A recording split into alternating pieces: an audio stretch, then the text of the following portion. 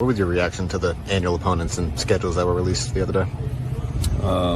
Were the Packers available? Or, I mean, can we get them and maybe the Chiefs? And then you go look at every one of the schedules are equally as hard and difficult, and but it's kind of exciting. It's going to be exciting for fans. I do think I say this all the time, and I know people may say it's I don't know what they say. Maybe it's a cop out or whatever, but I do think that the mindset of everybody has to be more like the NFL. I mean, this league is, I think, the days of a team just being dominant, and I think you have to start having the mindset, man. You go 9-3, 8-4 is good.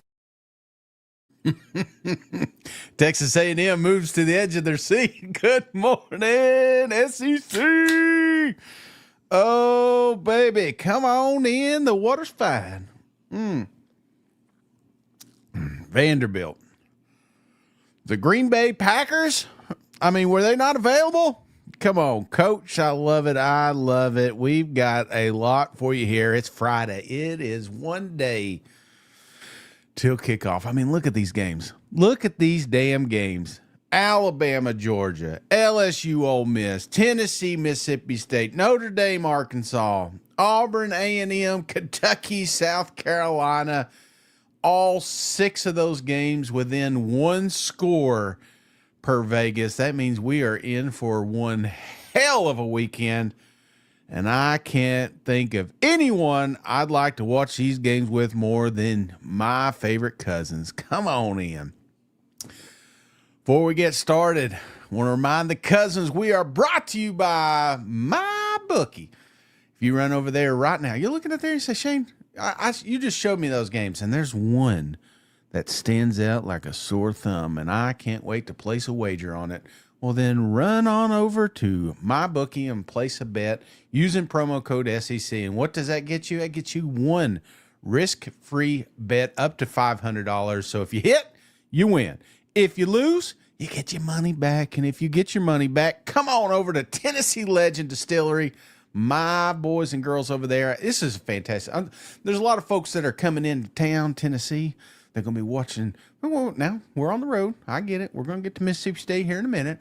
But you come back up to Sevier County, be sure to stop over to the Tennessee Legend. If you go to Nashville, they got a location as well. Let them know the cousin sent you. Not only are you going to get a huge discount, but you will also get a bonus gift. And there are some cousins that are out and about getting pictures of Tennessee Legend. If you get it sent to your store, be sure to take a picture and send that to us at thatsecpodcast@gmail.com.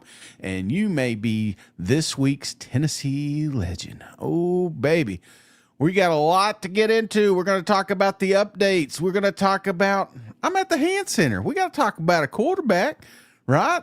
We got that and much, much more to cover on this episode of SEC Hangover.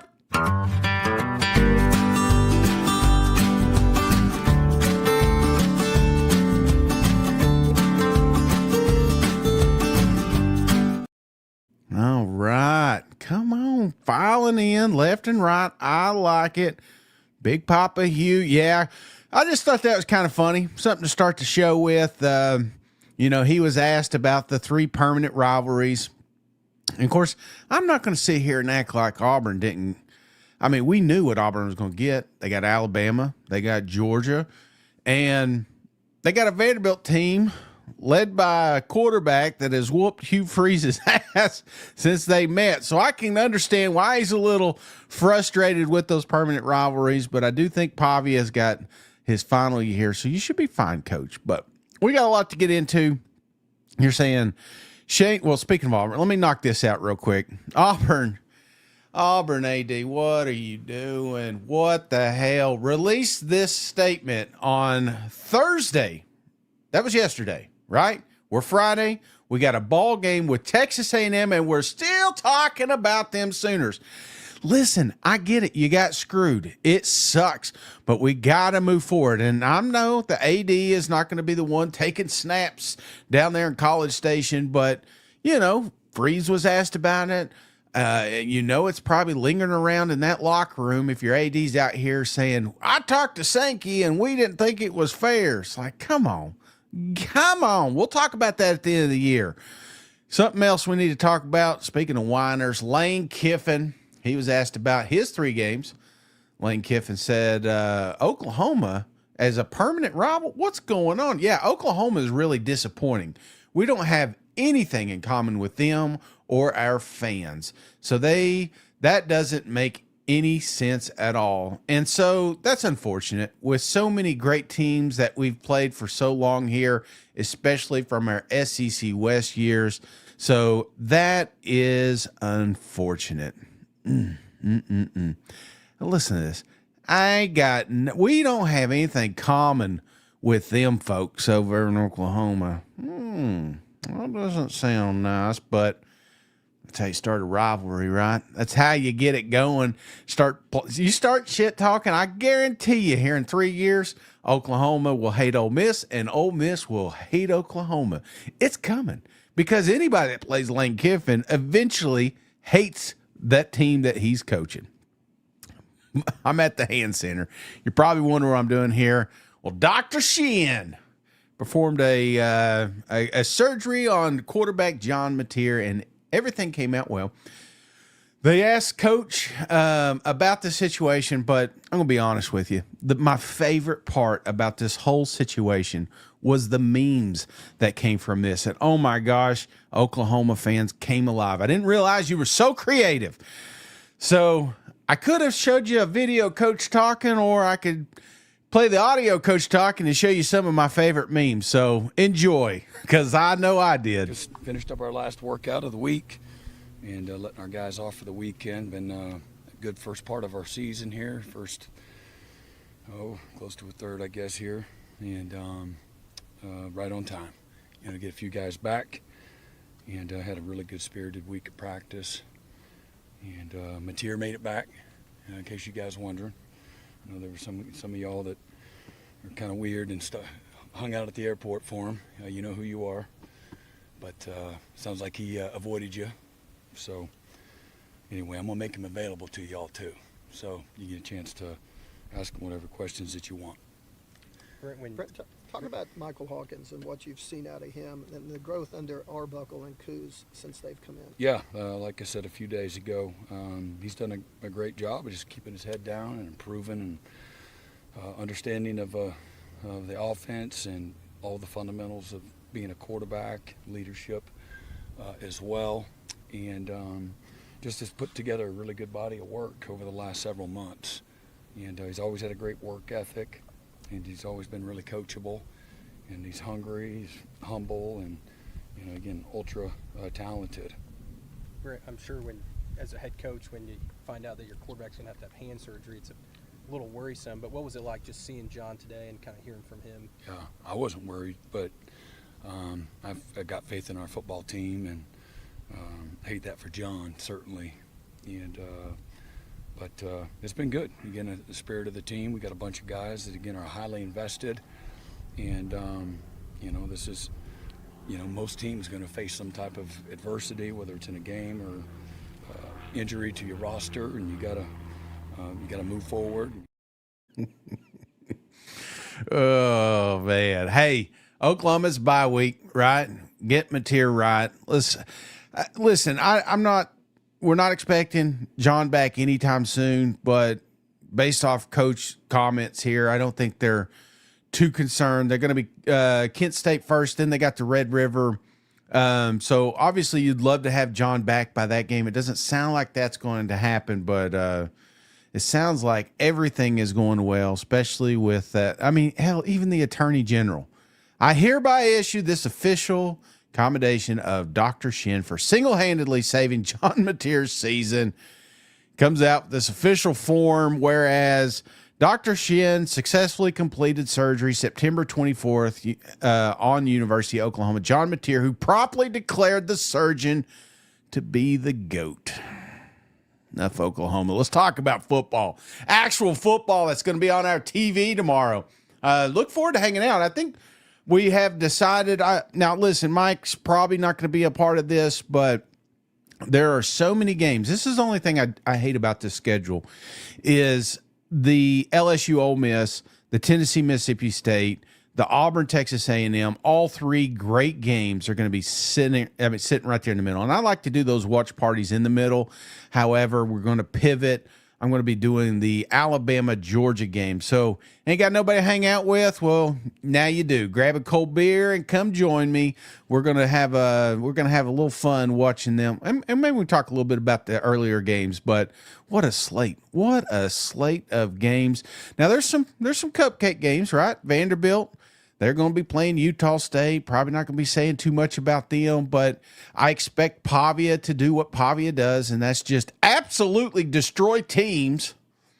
The reason this one is kind of a sad game because I've made a somewhat of a stupid bet. Really, here's the situation. I thought I made the bet that the line was at 5, and if Vanderbilt wins 6, I would walk a mile. That's what I thought it was, but upon further review, I was way off. That bet is 4.5. So they came into the season, which is crazy, right? Vanderbilt was 4.5 points. That's or wins. That's all they expected. They already got 4. So if they get to 5, not only got to do 1 mile, I got to do 2 miles. So it looks like that's going to be happening Saturday after the Utah State game. I'm probably not going to walk that day, but I will walk that week, get those Pavia steps in. But damn, I'm telling you right now, the way Vanderbilt's playing, I may be a lean, mean fighting machine by the end of this season. Speaking of mean, damn, Mizzou's on fire as well. Big win against South Carolina. They're going to have a home game, yet another home game with UMass. Obviously, I told Mike this. I said, honestly, if we're not talking about the Mizzou game, then perfect, right? We want no injuries. We want a game that's wrapped up, put a bow on it by halftime, get some backups in there. That's exactly what needs to happen here. Work on some competitive depth, but take advantage of this fantastic schedule, right? You guys complained about this, about getting picked on, about the easiest schedule all offseason. Enjoy it. You're going to have a UMass game that hopefully you're done at halftime. You're going to have a bye week leading into that Alabama game. Come on, man. That is what I'm talking about. So those are the kind of the cupcake games. Let's get to the serious. Let's get the ones that got some skin in the game. And I'm going to tell you, I feel like all these games are going to come down to 1 or 2 matchups, right? It's going to come down to an offensive player. It's going to come down to a coaching staff. But we got some big games here. Kentucky, South Carolina, right? What is going to dictate who wins this game? Now, I could have put Cutter in here for quarterback. I could have put the running game. I could have put the defense, but let's be honest. Coach Stoops, a little bit on the hot seat here. I feel like this comes down to him.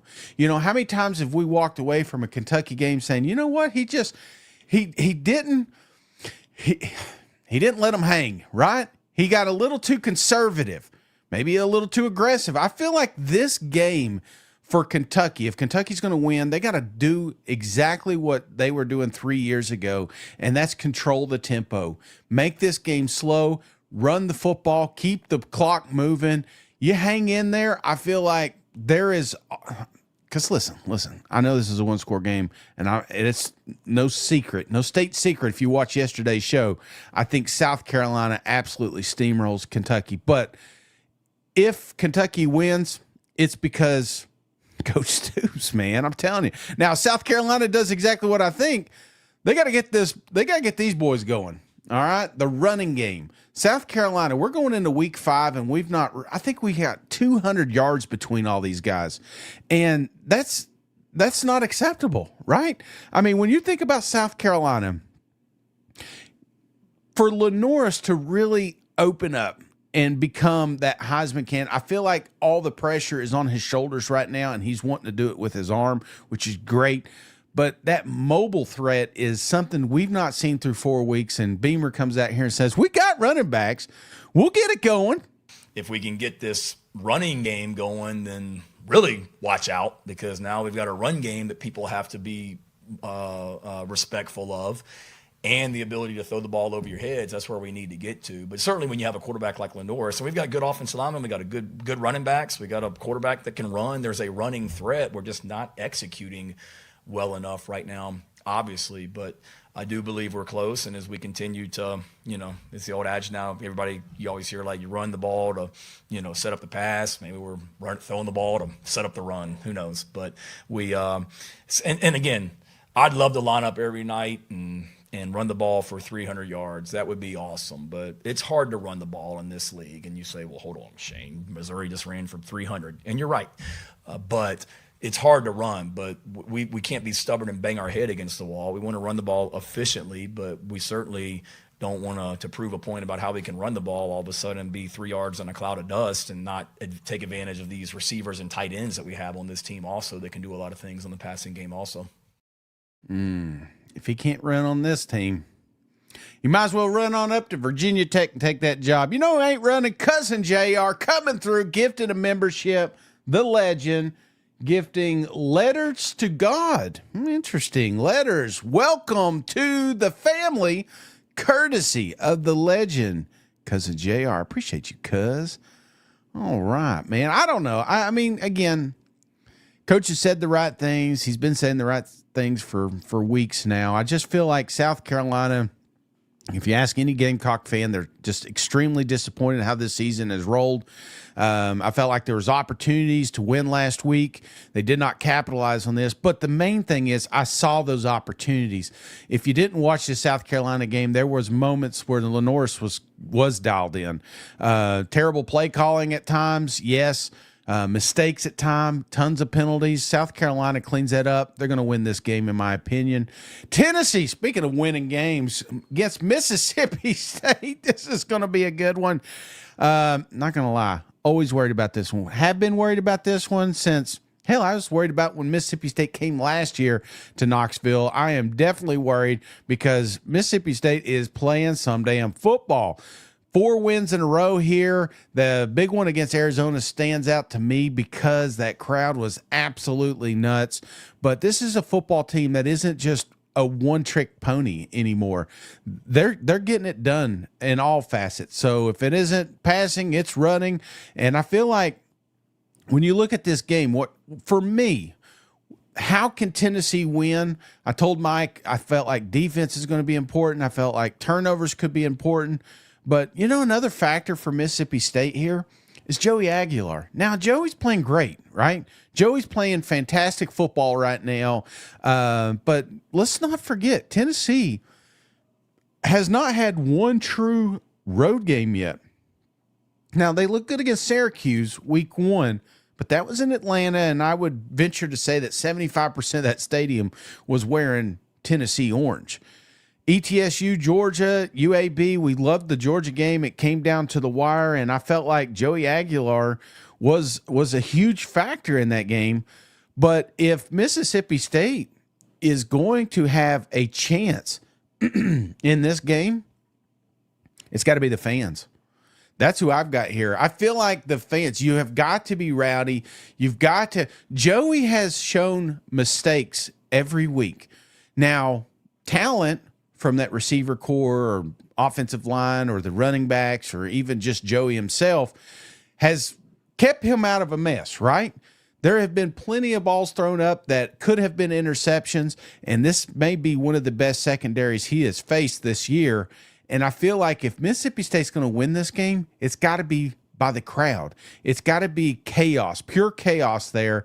And I feel like Mississippi State's got a good shot winning this game. And I don't like saying that as a Vol fan, but it's the damn truth. And could you imagine Mississippi State starting out 5-0 with a win against 2 top 25 teams? Holy shit, give Levy an extension at that moment. It could happen. Won't happen, but, it's fun talking about. That's for you, Mississippi State fans. Oh, my gosh. Speaking of must-wins, Sam Pittman, Notre Dame, Arkansas. I feel like, obviously, we've seen a little too much Notre Dame for my liking. Maybe one viewing a year, preferably not in the college football playoff, which looks like, thank God, it will not be this season. But be careful. Notre Dame's playing some damn good football right now, especially on the offensive side of the ball. And to be honest with you, that's one thing that Arkansas has had trouble doing. And I don't think it should get to a shootout, because if Arkansas is going to win this football game, in my opinion, it's got to get more balanced. Mike Washington, Braylon Russell, we need to slow this game down, keep the ball away from number 13. And I feel like you do that. Listen, we have been shitting on Sam Pittman for weeks now, but let's not act like Arkansas has not been close. They were close in the Ole Miss game. They were definitely close in the Memphis game.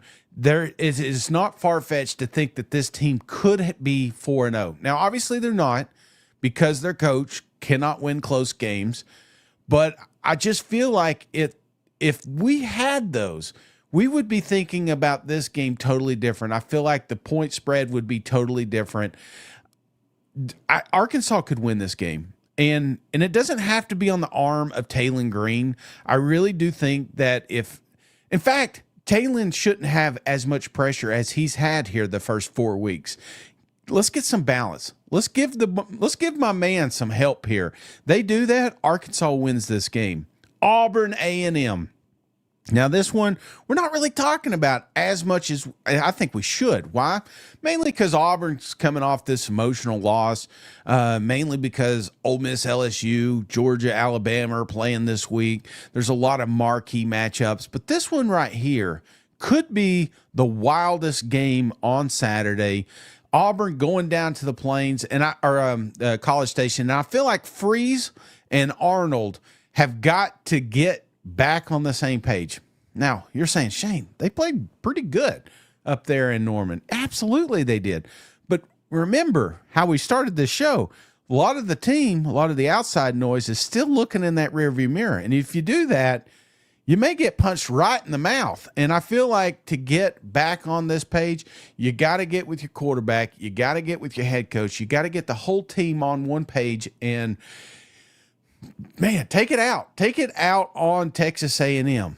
Now, how do you stop it? Well, we just saw 10 sacks last week, so let's roll with that. Defensive front, Texas A&M, they can be aggressive. They can pin their ears back. Coach Elko was asked about this earlier this week, and he didn't want to approach it. He said, "Hey, Auburn's got a fantastic offensive line. Blah blah blah blah blah." We all watched the game. We all watched that game, and I feel like if this defensive front can create havoc in the backfield, Arnold could implode, because we've seen it last year. There's no doubt in my mind I could see it this year. This is going to be a really, really good football game. However, if Arnold gets on the same page with these receivers, if they get a little bit of balance, this may be the biggest win of Hugh Freeze's career. This is classic Hugh Freeze.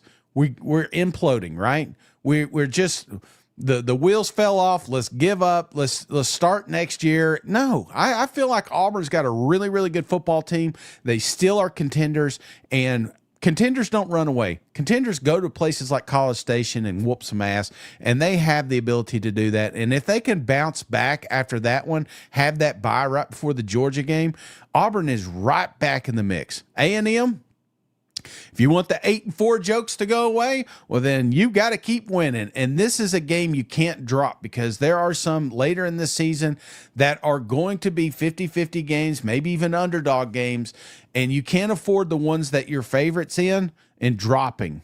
LSU, Ole Miss. This is the one that we will probably be talking about after Saturday, because these two guys, Brian Kelly, Lane Kiffin. Now, I could have put Nussmeier in here. I could have put Trinidad in here, right? I mean, that makes sense. The quarterbacks, is going to come down to them. No, this is a chess match. That's what this has always been about. These guys absolutely hate each other.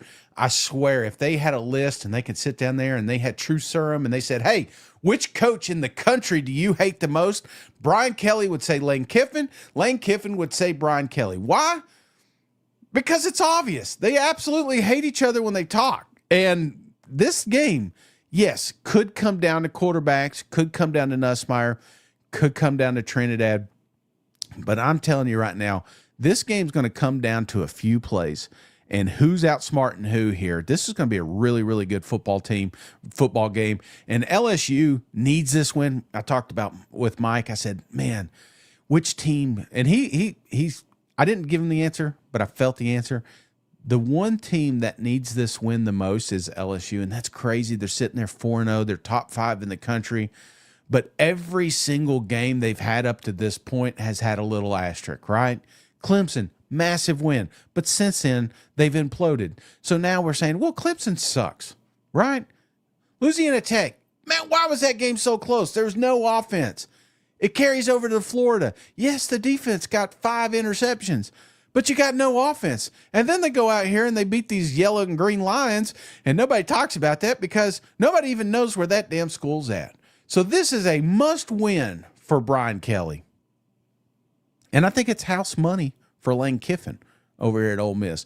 However, if Ole Miss truly is a college football playoff team, well, then they got to beat college football playoff teams. And I feel like this is a big one. If Lane Kiffin can pull off a win here, then by God, you sign me up. Because if they beat LSU, how does Ole Miss not make a playoff, right? Even if they lose to Georgia, even if they lose to Oklahoma, are they losing to South Carolina right now? Are they losing to Florida? Are they losing to Mississippi State? I don't think so. So now obviously crazy things happen. I mean, hell, we're on our second quarterback up there in Ole Miss, but I feel like this is a play-in game for Ole Miss. You win LSU, sign me up for playoffs. Alabama, Georgia, game of the week. Oh, my gosh. Can't believe Gary's missing this one. This is going to be an awesome, awesome showdown, just like it was last year. This is 2 teams that absolutely hate each other, and this is 2 teams that are expecting to win. You ask any Tide fan, they're expecting to win. You ask any Dog fan, they're expecting to win. However, not everybody can win. How Alabama wins, in my opinion, this wide receiver room came alive during that Wisconsin game. I mean, how many times we kept saying, where's Williams at? I mean, I go back to that Florida State game, him getting banged up. Now, before he even left the football field, this is a kid that was a non-factor.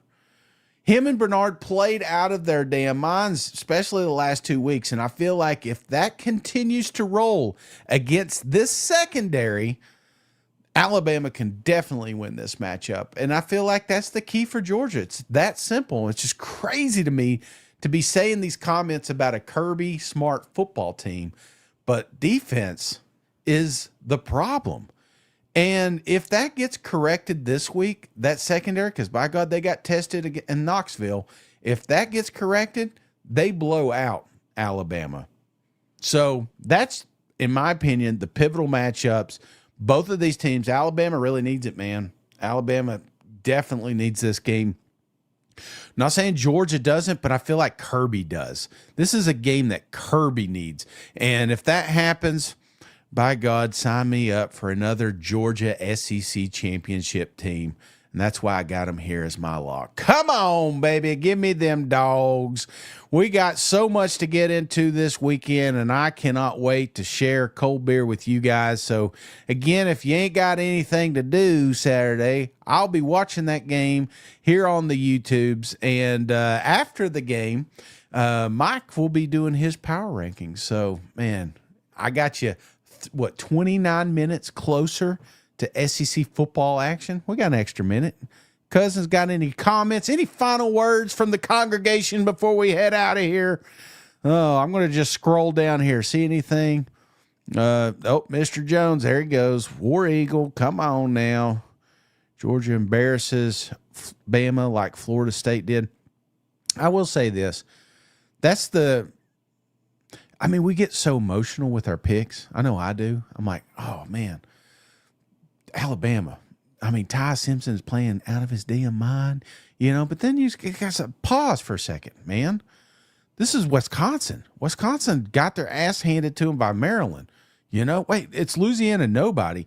So I'm not saying Alabama's not back because they could be, but I feel like the emotional pick is Alabama right now.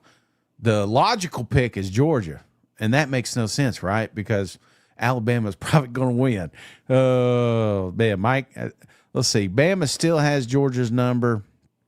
Absolutely, man. I think that it could happen. Look here. Alabama's better than Georgia, better than Bobby G. Geez Louise. Emily, War Eagle, come on now. Buck Fama, let's go. All right, guys, 30 minutes. I'm going to head off here. If you guys need any bell money, be sure to give me a call, and I hope to see everyone bright and early Saturday morning. Let's play. Let's go. Let's get that paycheck. Call in sick if you got to. Seriously, this Friday sucks. Hey, buddy, this beer's for you, Mike, and Cousin Shane. That SEC podcast loves the Pirate, and the Pirate loves that SEC podcast. Hail State.